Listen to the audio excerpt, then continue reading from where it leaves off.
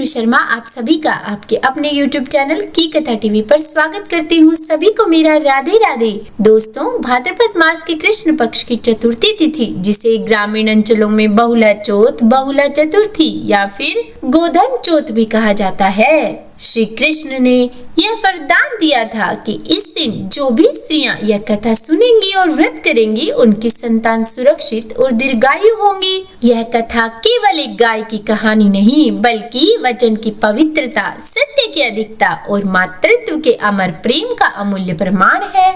यह कथा सिर्फ एक धार्मिक प्रसंग नहीं, बल्कि यह बताती है कि जब इंसान या जीव अपने वचन के लिए प्राणों का त्याग करने के लिए तैयार हो जाता है, तब वह अमर हो जाता है और उसका नाम युगों युगों तक श्रद्धा से लिया जाता है। यह कथा हमें गोकुल और ब्रिज भूमि की उस सुगंधित, हरित और भावपूर्ण भूमि में ले जाती है, जहाँ गाय केवल पशु नहीं, बल्कि मातृत्व, समर्पण और आस्था की मूर्त प्रतीक मानी जाती है। कहते हैं तब गोकुल के समीप एक छोटे से गाँव में बहुला नाम की गाय रहती थी, जो श्वेत वर्ण की, अत्यंत कोमल स्वभाव की और बड़ी बड़ी करुणा से भरी आंखों वाली थी। उसके चारों पैर मानो चांदी के खंभों जैसे, गले में मोती की माला से सुसज्जित और सींग हल्के भूरे रंग के, जिन पर हल्दी और कुमकुम का लेप चढ़ा रहता था। गांव का हर बच्चा उसे बहुला माँ कहकर पुकारता और वह भी उन्हें स्नेह से चाट कर आशीर्वाद देती। बहुला का एक छोटा सा बछड़ा था, जो उसके जीवन का सबसे प्रिय रतन था। वह प्रतिदिन प्रातः सूर्योदय से पहले घर से निकलकर समीप के जंगलों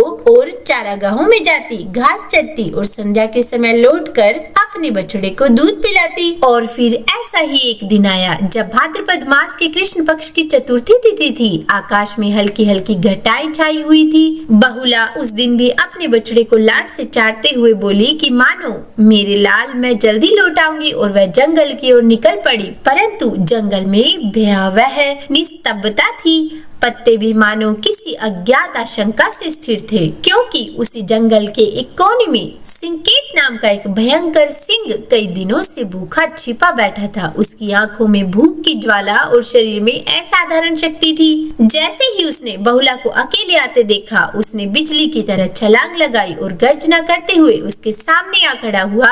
बहुला ने पहले तो भय से एक कदम पीछे लिया, परंतु तुरंत ही उसने अपने मन को स्थिर किया और शांत स्वर में बोली, हे वनराज, मैं जानती हूँ कि आप भूखे हैं और मैं आपका भोजन बन सकती हूँ, किंतु मैं एक माँ हूँ और मेरा छोटा बछड़ा घर पर भूखा मेरा इंतजार कर रहा है। कृपया मुझे एक अवसर दें कि मैं उसे दूध पिलाऊं, फिर मैं स्वयं लौटकर आपके सामने आ जाऊंगी। सिंकेत को यह बात सुनकर आश्चर्य हुआ और उसने क्रोध और व्यंग्य से कहा कि हे गाय, जंगल में ऐसे अवसर नहीं दिए जाते। यहाँ जो एक बार शिकार बन गया वह वापस नहीं लौटता। मैं तुम्हें क्यों जाने दूं? तब वह बहुला गाय बोली कि हे वनराज, मैं गोवंश की संतान हूँ, सत्य और वचन के पालन के लिए जानी जाती हूँ। यदि मैं लौट कर न आई तो मेरा धर्म नष्ट हो जाएगा। आप केवल मेरी आंखों की सच्चाई देखिए। तब उस सिंह ने कहा कि ठीक है, जाओ, लेकिन सूर्यास्त से पहले लौट आना। बहुला तेजी से गांव की ओर लौटी। रास्ते में धूल उसके पैरों से उड़ रही थी, लेकिन उसके मन में केवल एक ही बात थी कि बछड़े को दूध पिलाकर वचन निभाना है। और जैसे ही उसने घर पहुंचकर बछड़े को दूध पिलाया, उसके आंसू टपकने लगे। उसने बछड़े के माथे को चूमा और मन ही मन कहा कि मेरे लाल, आज तेरी माँ को तुझसे बिछड़ना होगा, लेकिन मेरा वचन ही मेरा धर्म है। और फिर ऐसा सोचकर वह पुनः उसी स्थान पर लौट गई जहाँ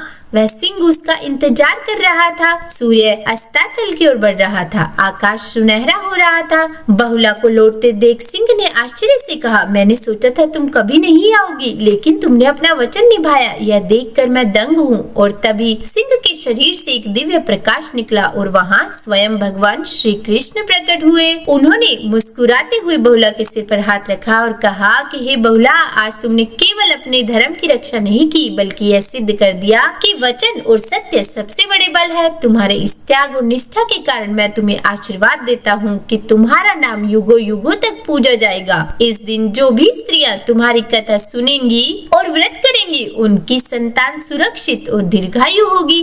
तब से इस दिन को बहुला चौथ के रूप में मनाया जाने लगा।